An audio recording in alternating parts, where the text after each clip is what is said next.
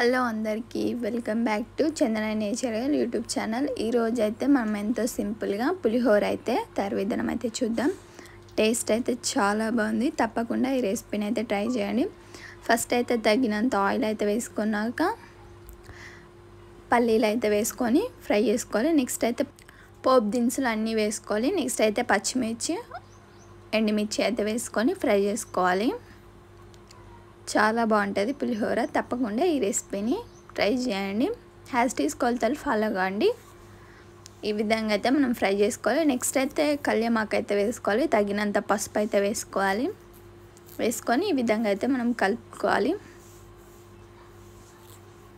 ఎంతమందికి పులిహోర అంటే ఇష్టమో కామెంట్ చేయండి. ఇప్పుడైతే తగినంత సాల్ట్ అయితే వేసుకోవాలి. వేసుకొని ఈ విధంగా అయితే ఫ్రై చేసుకోవాలి. ఇప్పుడైతే మనం మొత్తం మిక్స్ చేసుకున్నాం కదా, నిమ్మకాయ రసం అయితే వేసుకోవాలి. వేసుకొని ఈ విధంగా అయితే మనం కలుపుకోవాలి.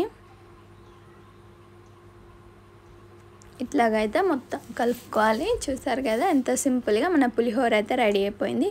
Please like, share, subscribe. Thank you.